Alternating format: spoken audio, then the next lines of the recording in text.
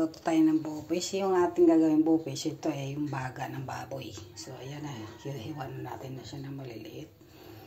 Tapos, yung ating sahog, ayan, luya, sibuyas, bawang, kamatis, tsaka siling haba. Paminta tayo dito ng dahon. Yan.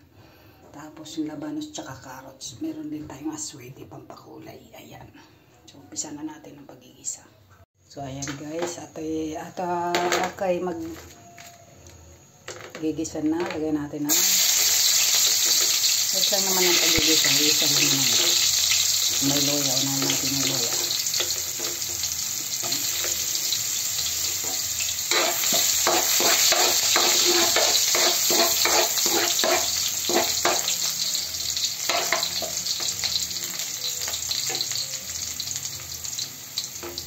Mas maganda yan, lagay na natin yung ating dahon sa ating pagisa.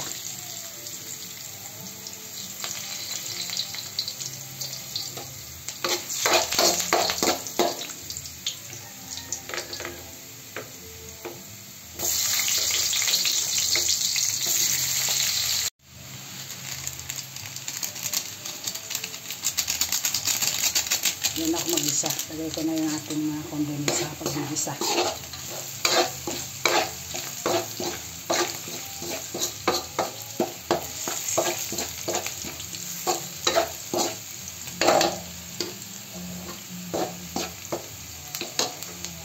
Lagay na natin din yung ating bawang kamatis sa kasilang din.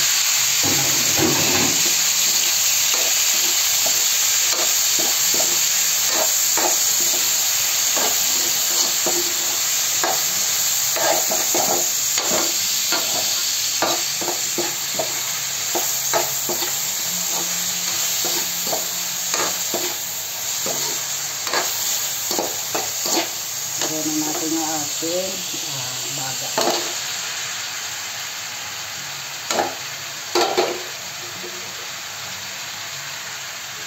Lagyan natin siya ng asin. Depende sa pagkatimpla niya. Alam niyo yung donto. Para hindi malapa.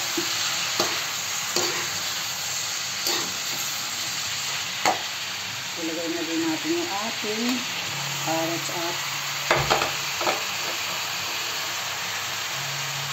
labanos.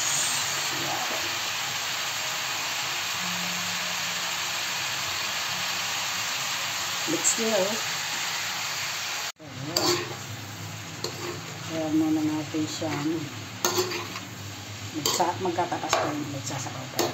Mix na natin siya. Kaya natin siya takpan.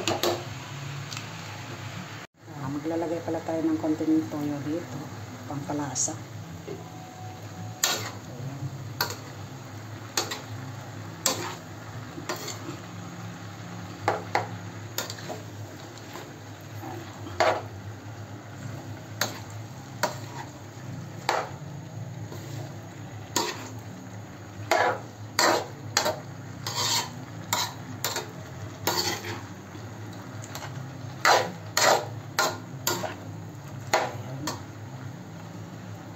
Lang natin siyang mahinang apoy para sa pagluluto ng ating gulay at karne. Yan ang ating bufish. Ayan, lagay na natin yung ating food coloring. Food coloring.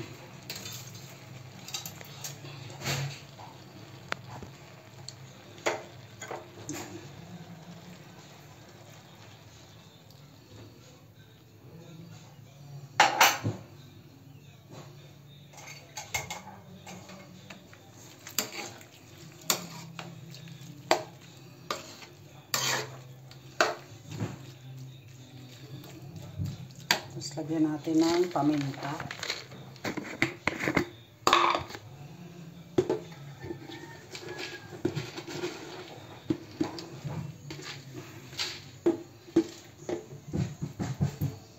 Yan.